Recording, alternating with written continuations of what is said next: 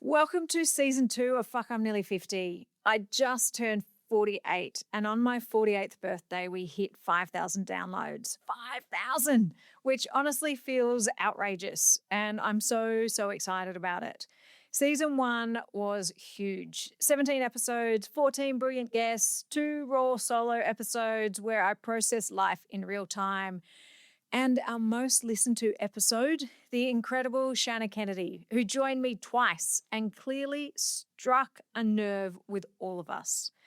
What I've loved most isn't the numbers, though, it's the messages, the DMs, the I thought it was just me moments. And that's why we're back. Hi, I'm Dom Hind, and fuck, I'm nearly 50. Actually, I am now 48, and this next stretch feels different.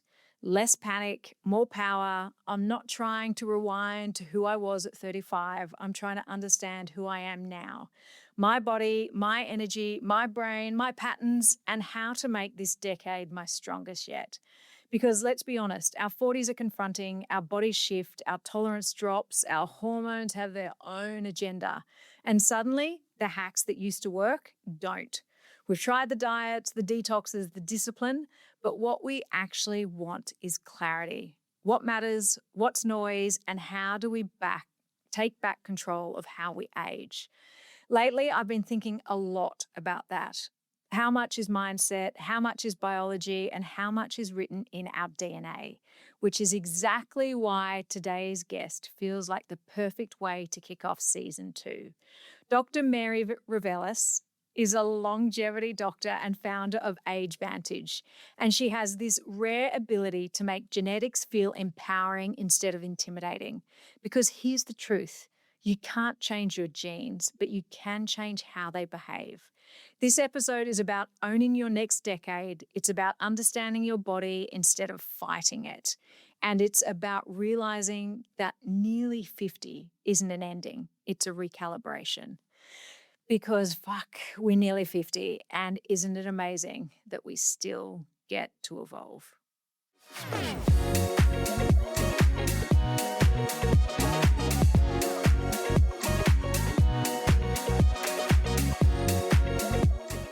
Dr. Mary Revelas is a longevity doctor, founder of Age Vantage, and an award-winning academic researcher. She's cringing. Who bridges microbiology, genetics, and the science of aging.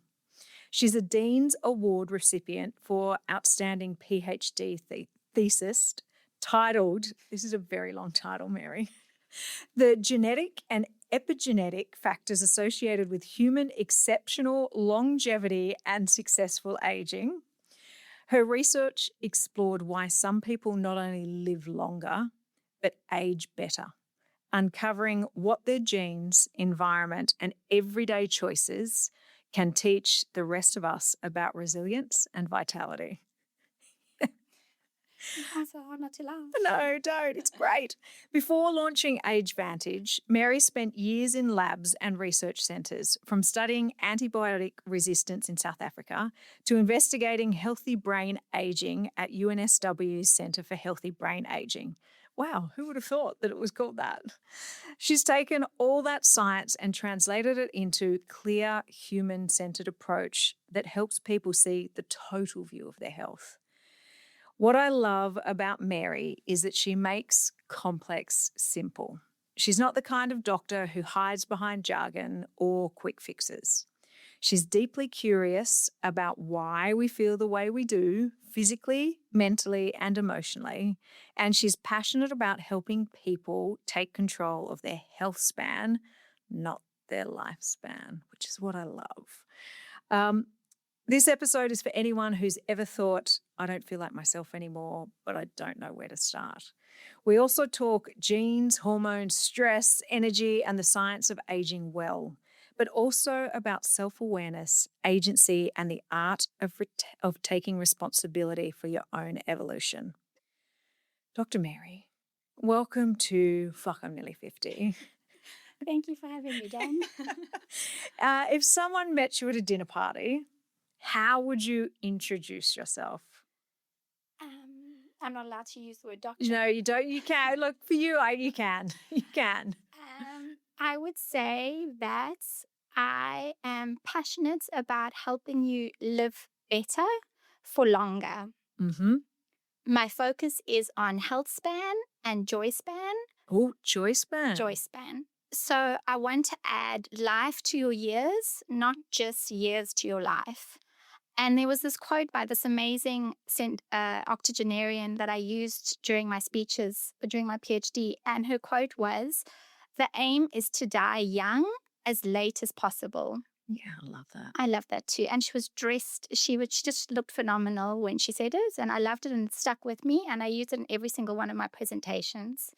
And I'm particularly passionate about women in midlife Mm-hmm. because I want them to have clarity, energy, and I want them to feel younger than what's on their birth certificates. Yeah, I think that's great. I love health span and joy span together. Sorry. There's been a great book release, Joy Span. I forget the author's name, but it's about how she helped her mother focus on joy. Joy. And joy is where it is all at. Okay, let's get into the questions. What's one moment in your own life where your body gave you a massive wake-up call? Oh, that's easy. Definitely during my PhD, I was raising a young family, and we all know that that's happy chaos. Yeah. My body was so dehydrated, and all I was doing was giving it caffeine. Movement didn't really exist in my world. Yep. And I remember at the end of my research, you have to synthesize everything together and to make it cohesive into this dissertation. It was late at night. I was sitting at my desk and I was so wired, but I was exhausted. And then I was just like, what am I doing? I'm reading about the science of longevity whilst actively compromising my own health. And I've done a stellar job of it. Yeah. I was like, time for change. Yeah. I think it was like when I was writing the summary, I was like, I'm not doing that, and I'm not doing that, I'm not doing this. And did you start doing it though? I did. It was at that, I had a light bulb moment, I suppose, because it was at my desk. Yeah. And you weren't practicing what you were literally preaching or researching? No, definitely not. It was chaos. It was chaos. And what was the first thing you did? I turned off my laptop because it was late. Yeah. And then I went to bed. I got a good night's sleep. And the next day, I incorporated some movement. And then I sat down and I took some time to reflect how I'm going to readjust because it wasn't working. Is sleep really important for you? Sleep is one of the most important things you can do for yourself. So one of the signs of Alzheimer's disease is amyloid beta. It's like this protein plaque in your brain. If you have a bad night's sleep, it increases your chance of amyloid in your brain by 4%. Wow. So think of that now when you had kids. Yeah. Think of a shift worker. Yes. So it's a big thing. Huge. Okay. All right, I'm trying to get better at sleep. I really am. It's one of my things. 2026 sleep. Sleep hygiene. I know what your answer is going to be to this one, but you've seen so many health trends. Which ones make you roll your eyes the most? Oh, my word. Dom, definitely peptide stacking, peptide therapy.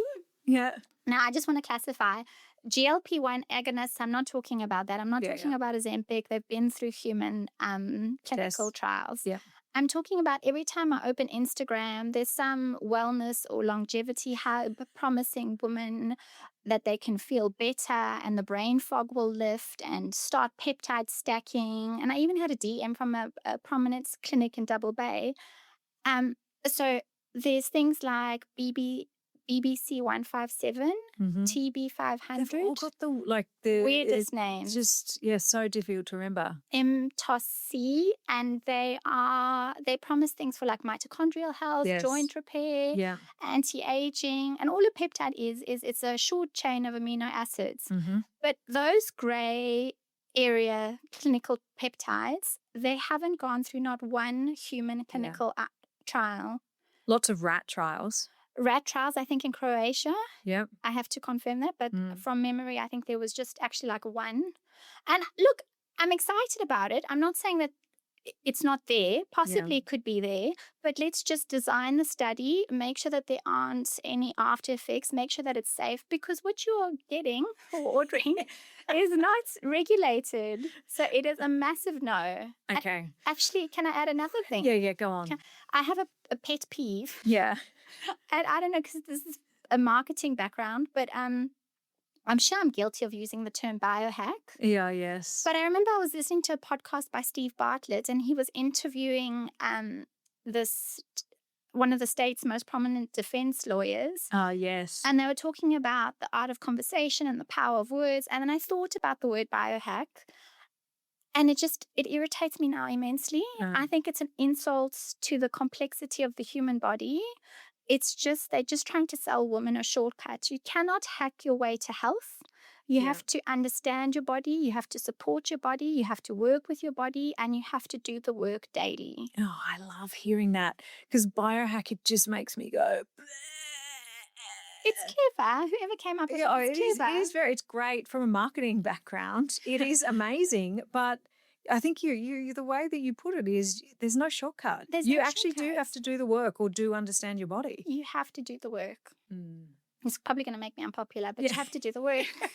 But that's what what your background is. So was there a time that you realized you were doing everything right, but still not feeling great? Well, I don't think how life goes that you can always do everything right, but definitely, so that night at my desk when I was writing up, I did change a lot of things.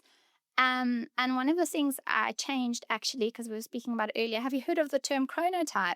So no. Chronotype is when somebody says they are morning morning person or night person. Yes. So that's actually got a genetic basis. There's a group of clock genes, and they are responsible for like your circadian rhythm, the onset of sleep and the duration of sleep. And I'm actually a morning person. So when I put the kids to bed and I was doing work at night, it didn't work for me. So I changed that, and it helped me tremendously. So you can actually tell that from your genes? You can. There's a few clocks, 1 per 3. There's another one, I can't remember. I think it's SIP1. The names are quite complicated. Yeah. But there's also interactions. Yeah. Wow. That's interesting. It's so interesting. And then actually I've got another variant. Have you heard of MTHFR? It might be popular with a lot of nutritionists and naturopaths. Yeah. I know it sounds like an expletive. Yeah. But MTHFR is a gene name. It encodes this protein, which stands for methyl tetrahydrofolate reductase. Very mouthful. But basically what that does is it converts folate in your body to homocysteine and methionine. Yes. And my variant doesn't function as well. So I simply switched that by making sure I have a lot of dark leafy green vegetables in my diet, and I take methylated B vitamins. And if I'm really desperate, I've had injectable vitamin B12 vitamins as well. Right. So it's like I have those. I think the chronotype was the biggest thing for me, though. Yeah, turning into a morning person. Yeah. Well, I do my best work in the morning. So if I haven't done it, it's not happening at night.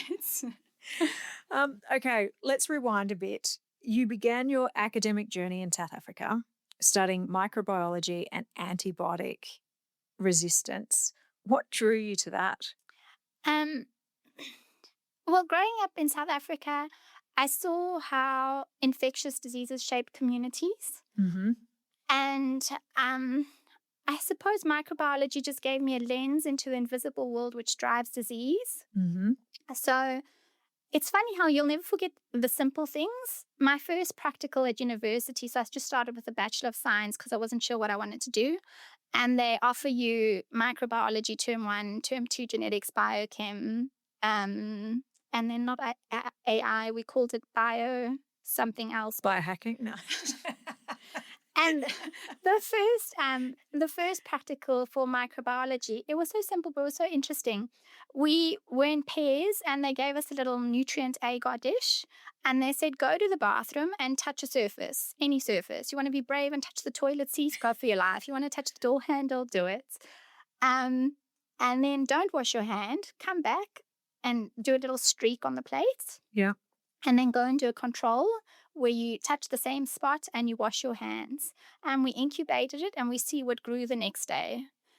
And I'll never forget the simplicity of washing hands because I saw the difference. Yeah. Wow. I need to make sure my son listens to this. You could do it. You can do it at home with him. Okay. Generally, in women's cubicles, the cleaner's cubicle tends to be the first one. Oh, really? Okay, Yes. great. That's it. That's where I'm going to now. I always go to the first one. I don't know. It's sunk in since then. Right. And then I suppose antibiotic resistance. It was during the HIV/AIDS epidemic. Yeah. And a lot of people were dying, not from AIDS, but because they were immunocompromised. Yeah. So they were dying from secondary infections. And I looked at tuberculosis and I was just amazed at how this little microorganism could outwit a drug. Yeah. And it just, I don't know, it showed me what not giving up is. Yeah. And adapting. Mm. Yeah, that's okay. That's an amazing way of doing it or thinking about it. At some point, you shifted your focus to aging and longevity, earning your PhD. What inspired the transition? Well, I think there's two answers to that question. Firstly, from a personal point of view, my husband Peter's been very good with his grandparents. Like, he would always go and spend time with them and he'd always phone them whenever he could. His grandmother on his maternal side suffered from dementia. And I remember one Sunday we were at home and he had phoned to speak to her and she didn't recognize him straight away. Mm. And he was explaining, it's Peter, yeah. And his heart was broken. And I remember him saying, you know, you kind of lose that person in increments. Mm. And I haven't had, on my side of the family, I haven't had any dementia. So it was my first sort of exposure to that. We've had other things. We've got cardiovascular risk and cancers. And then when I got here, I couldn't work because of my visa constraints. So I thought it would be great to do a PhD because then I could still stay current and then kind of upskill because I didn't have a job to go back to after maternity leave. So I went online and then I started just researching and I came across the Centre for Healthy Brain Aging, who, by the way, do you know our Senior Australian of the Year, Prof. Henry Brodate? Yeah. I don't think I pronounced. He's the co-founder. Oh, wow. Yeah, so I was very proud to see his name up there. So he started it with Professor Satchev. And then I just emailed them and I went in for a few meetings and they had a few projects available. And then I don't know, there was some that were quite heavily stats focused. I was like, no. And that's why I just wanted to see why some people age with vitality and youth and others fade away. Yeah. And what, is there a key? There's lots of things you can do. Yeah. Actually, I know Prof. Brodate is on a mission this year to raise awareness for dementia. He says that we need a slip, slop, slap equivalent for dementia because a lot of the risk factors are modifiable. And dementia starts early on because of the impacts or the way that you're living earlier in your life, doesn't it? Like, Yes. It is something that doesn't just happen. It's a long-term impact or effect. Dementia is like the umbrella term, and underneath dementia, you get like Alzheimer's disease, you get Lewy body dementia, you get Parkinson's dementia, you get vascular dementia. But dementia is a disease of midlife with symptoms only appearing later on by your 60s or your 70s. So exactly what you said, midlife is not... it's a great time for a reset. Yeah, right. Great. Just after like a knee surgery and a shoulder surgery, you start exercising again. You received the Dean's Award for Outstanding PhD Thesis, which is amazing. Like, it's unbelievable. What did you discover about why some people live so long and so well? that it's not just about genetics, it's also how your genes behave. But genetics definitely does play a role, and it's quite interesting. So your first step in when you begin a PhD is to summarize what's currently known, so you can find what's missing, and you can um, contribute new content. So I performed this meta-analysis, which is a really big study. So everybody around the world, whichever genes they associated with aging, you look at it and you do some stats and you see whether it is significantly associated with aging. So 5 out of the 9 genes were associated with aging. Interestingly, your heritability of longevity is low. It's 7 to 15%. But twin studies show us that after the age of 65, that increases to 30%. Right. So that tells us that when you're young, your behaviors and your environment play a more predominant role, but something does kick in later on in life. We don't understand completely what it is, but there is a genetic basis. And then there've been like 2 other studies. There was a New England centenarian study and an Okinawan centenarian study.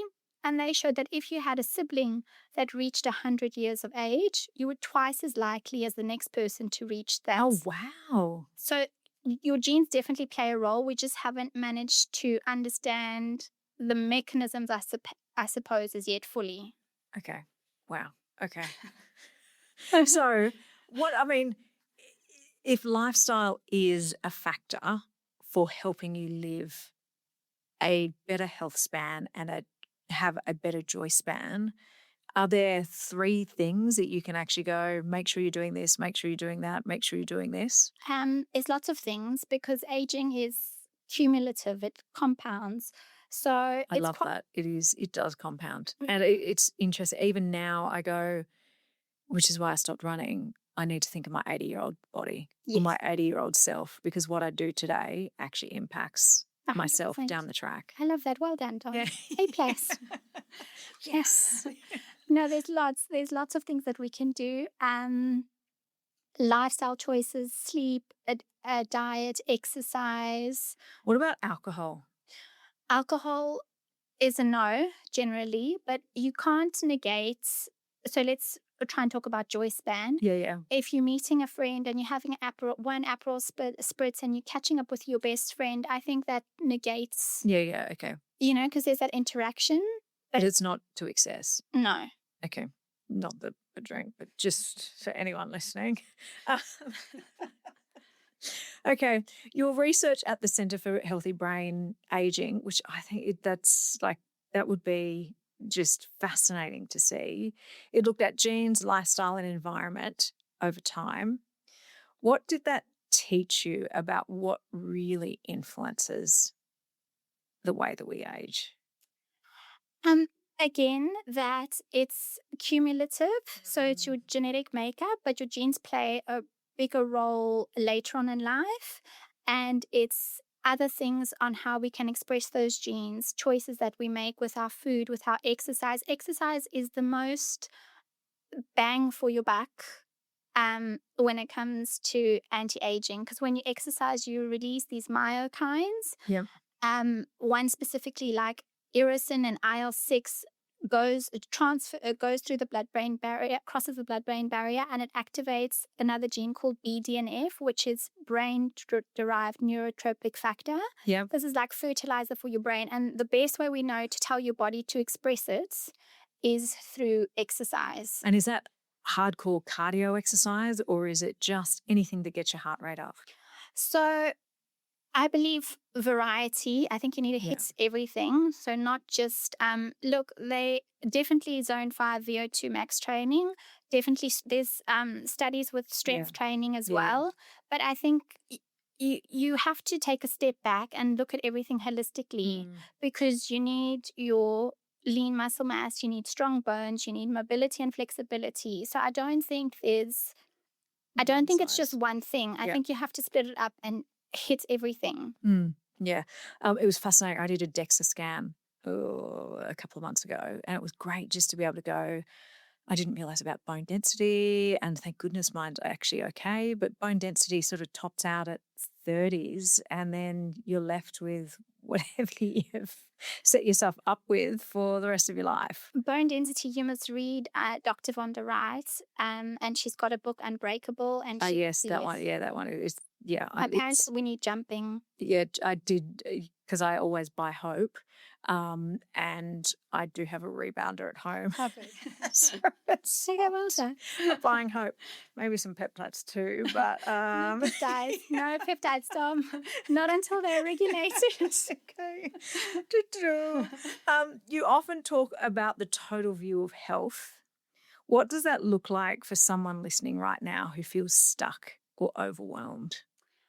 I think it's always very hard when you're stuck because you're in that position, but it's being able to take a break and take a pause and step back, and then seeing not just the symptoms, but seeing the patterns and the trends, and then try and joining the dots and understanding what your body needs as a whole, because it doesn't work in isolation. I totally agree with that right now. I'm feeling very like I've got to go back to basics for the next 48 years of my life based on knee surgery, shoulder surgery, eye surgery. Like I just feel like everything, I need to take that total view and take a step back and start from the basics. Basics are the best. And especially like also, I know women feel dismissed a lot of the time when they go to the GP and they said their bloods are normal. Yeah.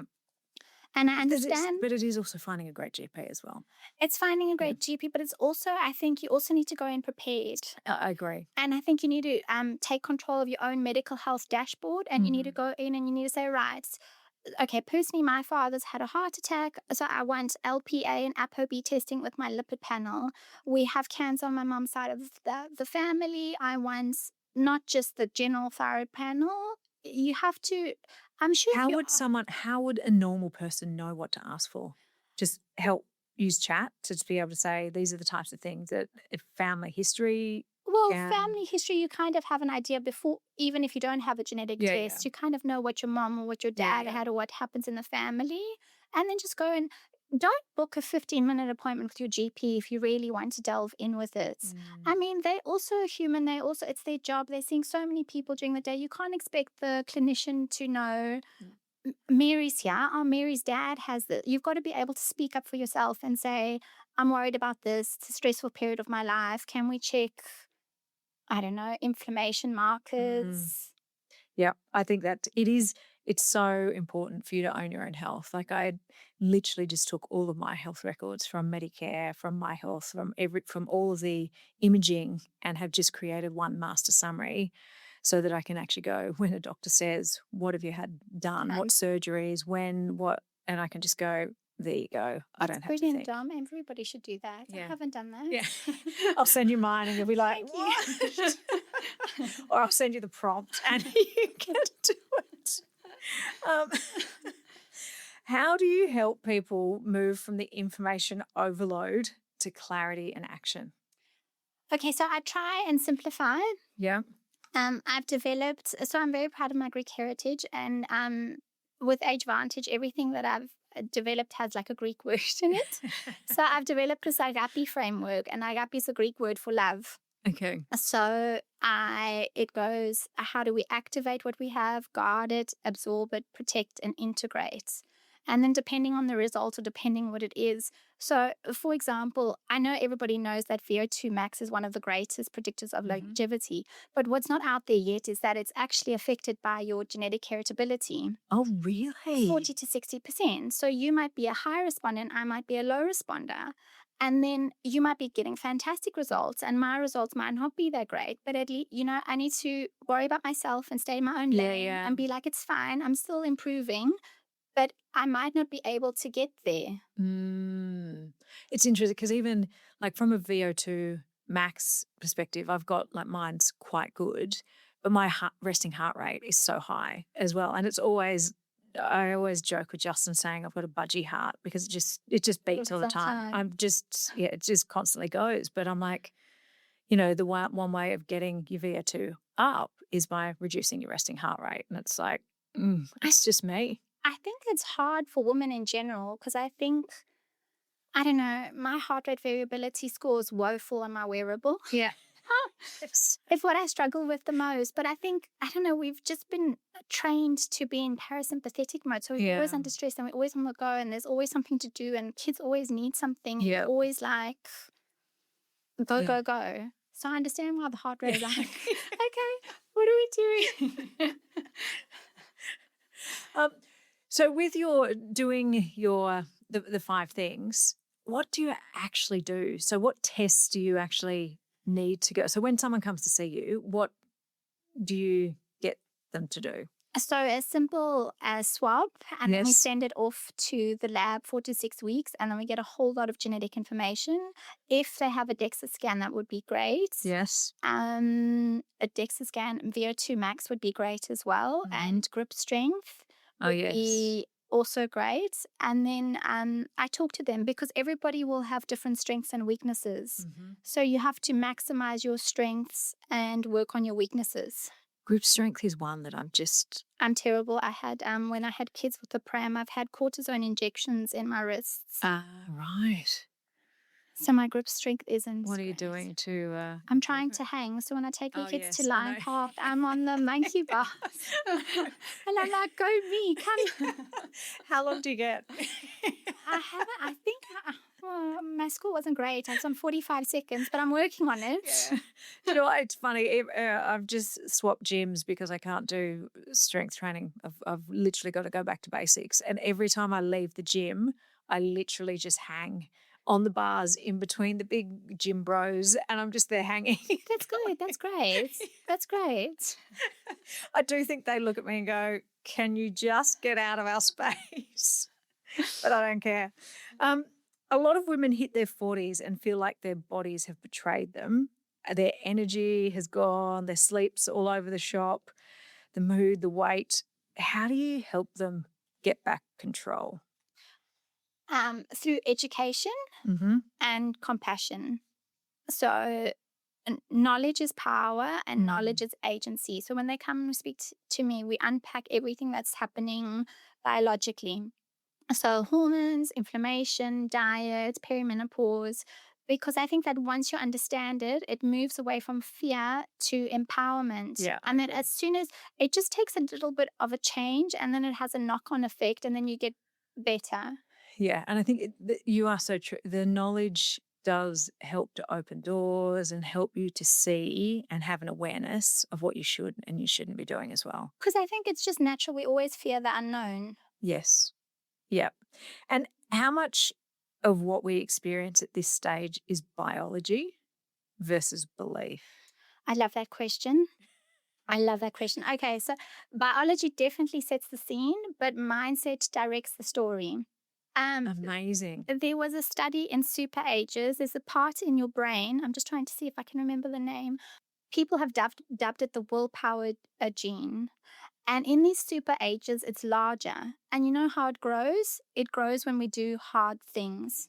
So when you don't give up and when life throws problems at you, and it's how you deal with those adversities and how you get up and dust yourself off. Growth mindset is probably in the growth mindset. Yeah. I'll put in the notes. Yeah. The names escape me now. I think it's no, I've forgotten. Anyway, you know what? I think the more important thing is it's that resilience and grit to get back up and do it. Definitely. Mindset matters. And even if it's just daily, even if it's like trying your best to hold the plank, and even if you collapse the 2 seconds before, as long as you could try the next day. Yeah. Just as long as you keep on pushing yourself. Yeah. Okay, good. I like that. What's the biggest myth about aging well that you wish could be debunked forever? That it's about looking younger and that it's about a number on a scale. So when you said you went for a DEXA scan, you made my heart happy because I'd rather know your bone mineral density. Yeah. I'd rather know your lean muscle mass. I don't care about the kilograms. Yeah, I don't care about the kilograms either. I just want to make sure that it's all in right proportions. And I was really worried just about the bone density. But I think, I don't know, growing up, we were taught to care about the kilograms. And I don't want, I've got a little girl and I want them to worry about the right things. Oh, and being strong. Yes. And I mean, I've dealt with my mum having anorexia for 55 years, and it's horrific because all of that is about a number on the scale rather than about her being healthy or strong. Yeah, which is what it's all about. Yeah. Because I think the number on the scale, that would have a massive impact on your health span as well and your mindset with that rather than, Well, that's a bit tricky because there's published papers that say caloric restriction helps extend. Oh, really? Yes. Oh. But that I would argue and say, where's the joy span in that? Yeah. Because life is messy. Yeah. So you have good days, bad days. Mm-hmm. Yeah. Yep. Which everyone is talking about longevity at the moment. And it's become, when I started studying, nobody knew what I was doing because I did it part-time while having kids and everybody's like, what? Now there's like a longevity buzzword. You can't open up Instagram without, there's a wellness influencer talking about biohacking every 2 minutes. I know, but so you really are the original longevity researcher. I don't know if I'm I'd say the original was probably Prof. David Sinclair. Yeah, probably. But you have been doing it a long time and it hasn't just been something that you've added on to your bowl of achievements or your string of things that you're doing. It is something that has been ingrained in really everything that you've been doing. Yeah. You're like, yep, what do I need to say? Okay. So you are now opening a new chapter for you. What draws you to that now? That's quite difficult to talk about because so my mom's recently been diagnosed with cancer, and longevity, I think Dr. Peter Attia talked about it most in his book. So longevity medicine, he explains how there was medicine 2.0, which is where we wait for the heart attack to happen and it's all reactive.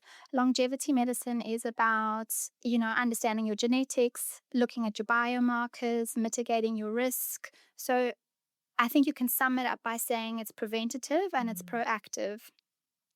And what I wouldn't give to go back for a screening test, because prevention is really priceless. And I think, especially for women, you always put yourself last because you're busy. Women are actually leading the longevity race, but we spend more time of that suffering chronic disease and disability.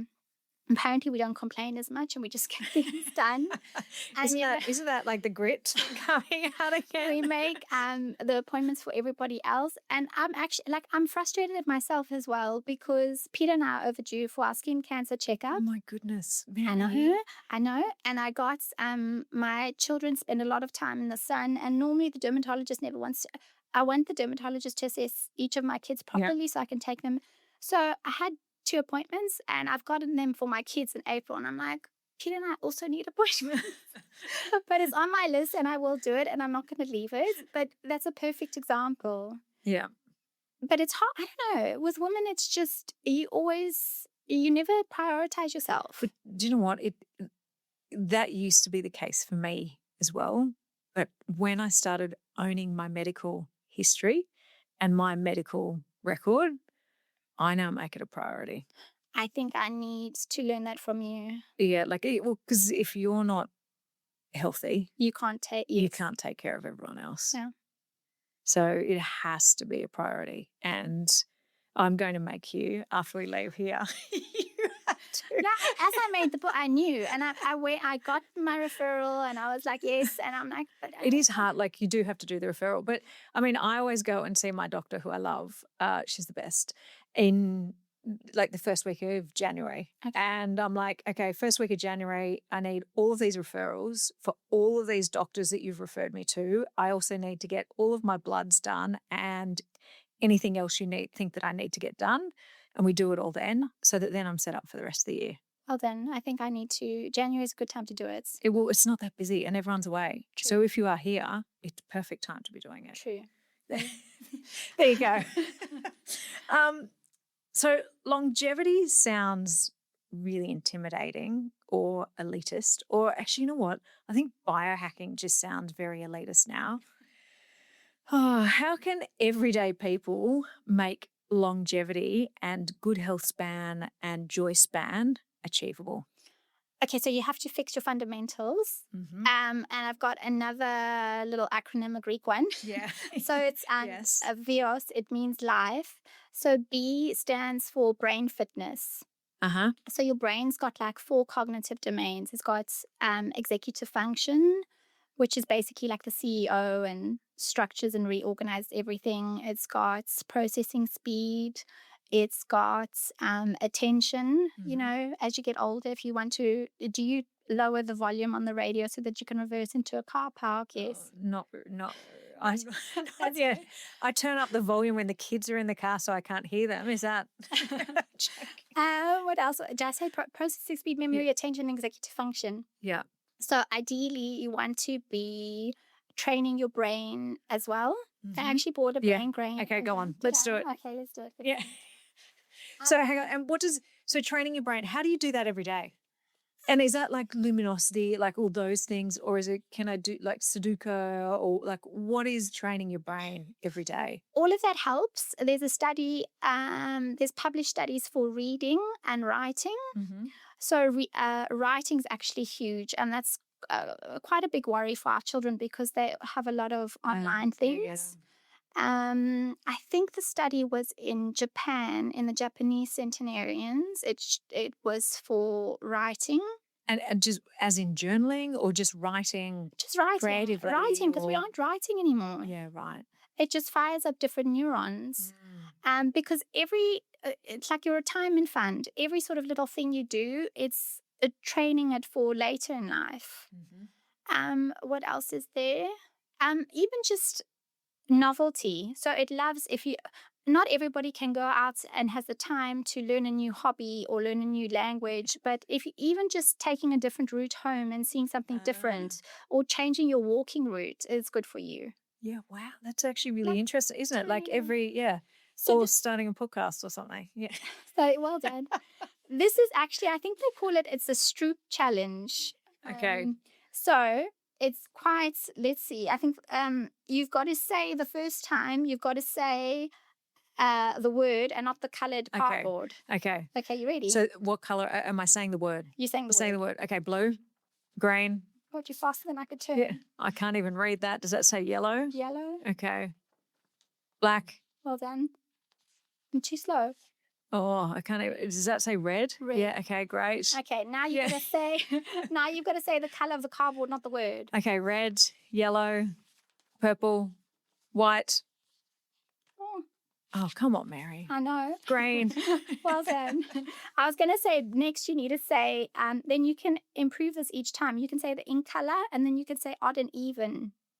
But clearly I'm not as, and then you keep on building. Okay, right. And then now you say like these numbers, but you say them backwards. Okay. So 56 is? 65. 822. 228. 741. 147. I'm too slow for retaining this. My skills, that's 2080. 2080, is it? It is 82. Or two, hang on, because I can't see because my eyes are. It's on red. 2080 would be 82,000. 2080. I know, and 80. Yeah, it'd be 820, 802. 2080, because you don't say the zero. You don't say the zero. Yeah. 3,764. 4,670. What's that first letter? 3. 3. Well done. Yeah.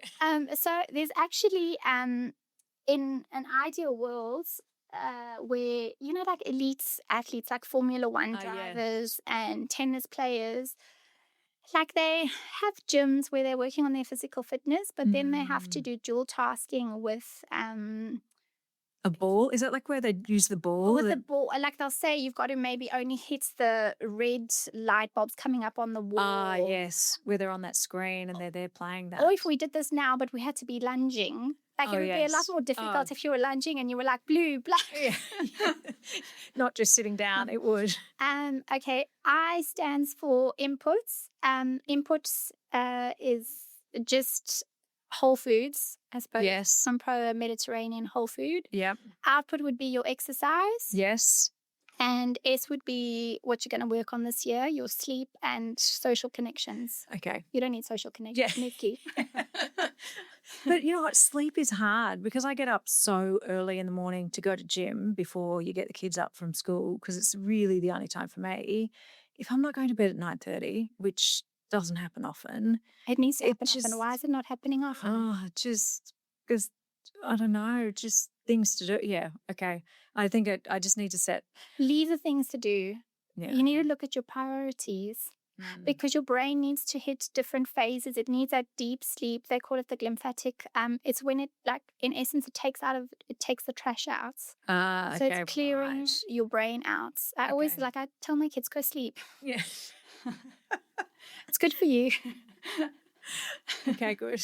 And I guess my next question is probably going to be, you're going to tell me one of them is going to be sleep better.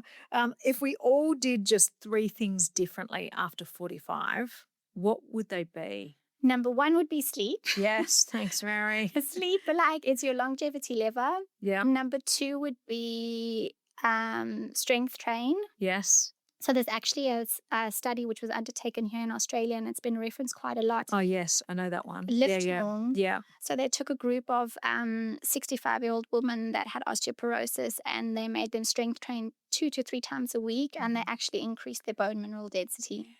So even if your DEXA scan you said was okay or average? No, it was great. Oh, great. Yeah. That's great. So even now, you get your DEXA scan, you still lift heavy because you're increasing your bone mineral density. I'll lift heavy in 6 months. Yeah. And the third thing I think would be to get curious about your genetics, because then it just gives you a little inside information. Yeah, I think genetics. One of the things that there has been a lot of talk of is getting your genes tested and then Worrying about the data. Yeah. You can request to have it. It took me so long actually because I was very my standards were quite high for the laboratory because I've worked in a lab before, and I wanted to make sure it was ISO. It had all the accreditations that privacy. They don't sell your data. You can request to have your data destroyed afterwards. Right. But yes, because people sometimes ask me if I've tested my kids, and I haven't yet actually, because I think I think a part of me sees it as it's their choice to make. Yeah, right.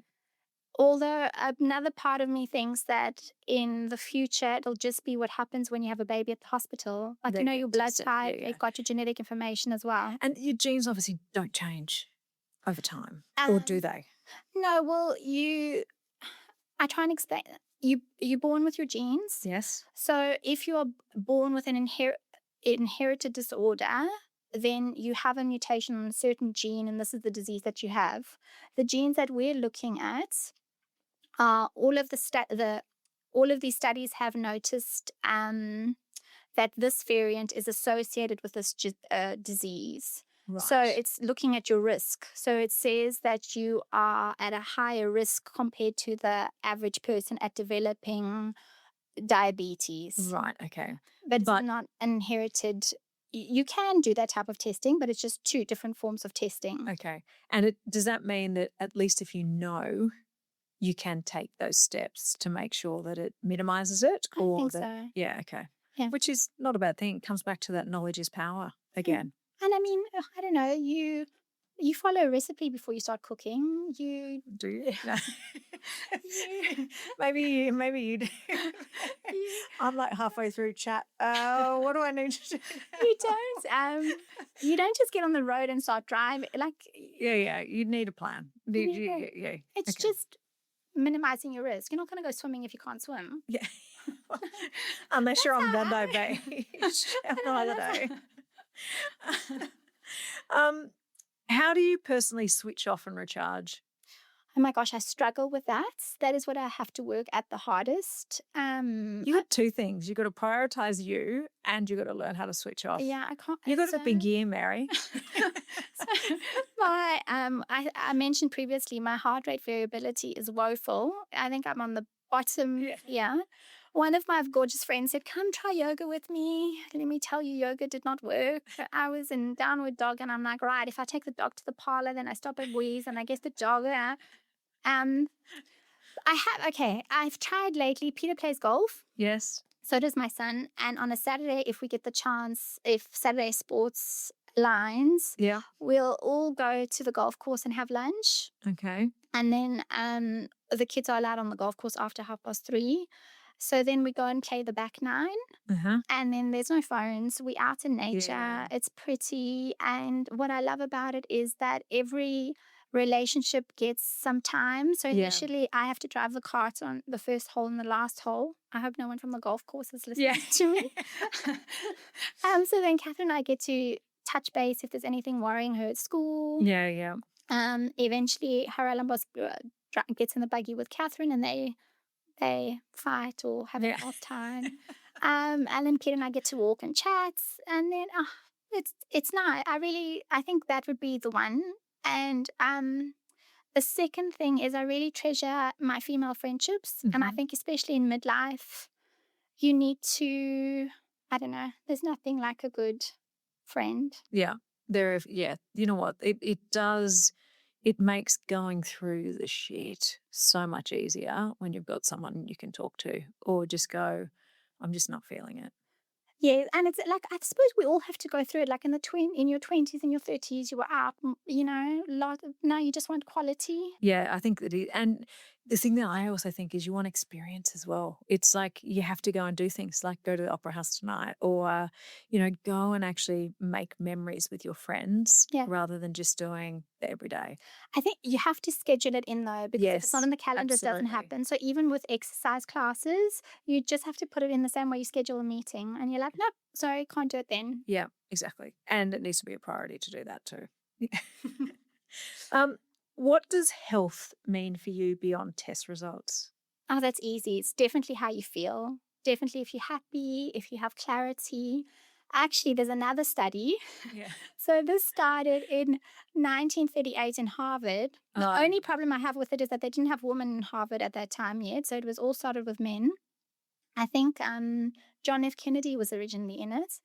And it's the longest study on health. Yeah. It's like the 80+ study. And it later grew, it's incorporated their children and their offspring. And the number one factor that came out for if you have a healthy, happy life was not genes, was not epigenetics, so your lifestyle factors, your exercise, your diet, and all of that.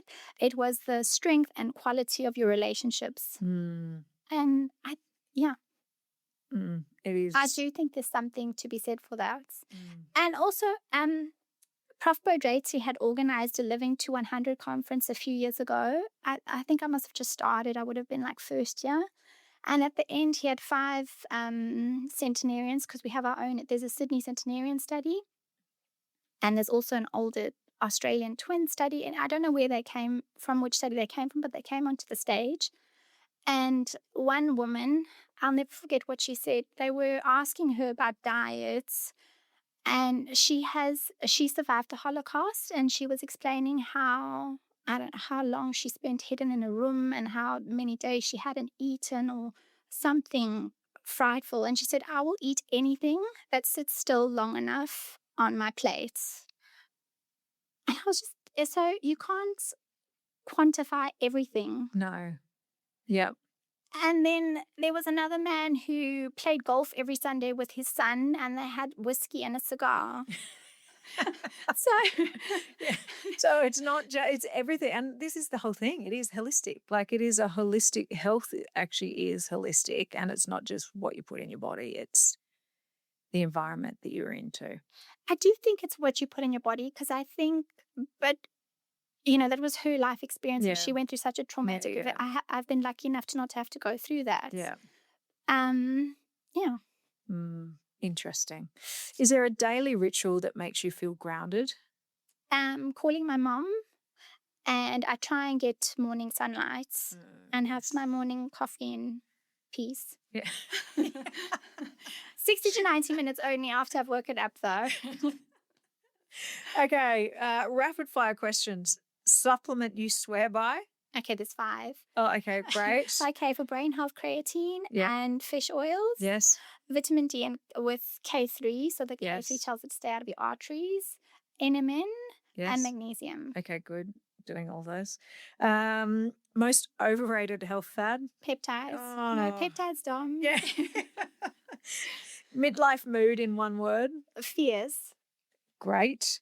If your body had a playlist right now, what's the first song? I think I've been influenced by my Swiftie daughter. I'd probably say Shake It Off, because sometimes you can try your best, but your hormones and your mood's not playing along, and you just need to dance it off in the kitchen. Your dream dinner guest for conversations about aging? That would definitely be my late grandmother, my mother's mother now, because all of her ancient wisdom, we can now sort of explain the science behind it. And I miss her dearly and I love her very much. We've had only one girl in the family for 7 generations, so it was very special. Right. Nice. What's one truth about health, aging, or longevity that people need to stop ignoring and start believing? To stop ignoring and start believing that you have the power to start now and change your trajectory. Yep. So actually start. Start. The hardest part is getting started. Yeah, it always is. Taking that first step, because people get scared or find other things to do.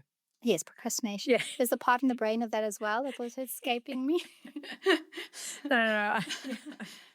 Yes. It's also a fear trigger as well. If you procrastinate, it means that you are a little bit scared to actually to do something. Okay, last question before we wrap. Okay. If I could try something before I'm 50, which is now only in 2 years, what would you recommend that I do?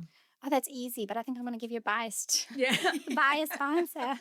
I'm going to say get curious about your genes. Yeah, I think I definitely, after today, you can use it as a roadmap, not just to survive, but thrive.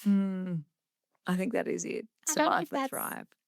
Unbiased though. No, but I think if you've been doing the research for so long, and it is that roadmap, it does give you the knowledge so that you can live a better, healthier, fun, more joyous life. I think so. Okay, great. All right, Dr. Mary, thank you for bringing science, honesty, and heart to this conversation. You make health feel less like homework and more like self-discovery. You've taken something as complex as genetics, which it really is, and aging, and turned it into a conversation about possibility and what we can be doing and what is actually in our control, no matter our age or how we are actually feeling.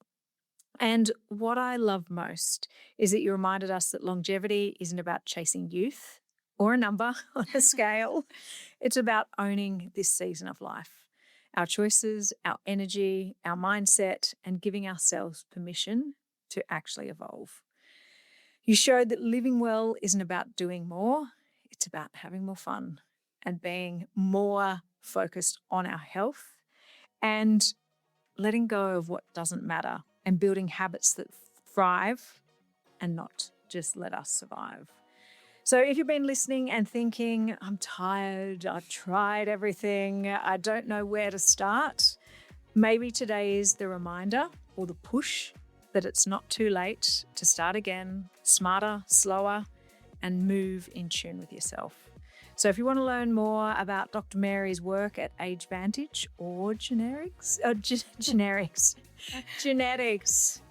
I'll link everything in the show notes. And if you've enjoyed this episode, share it with a friend who's ready to take the next step and make sure that they are learning more about themselves.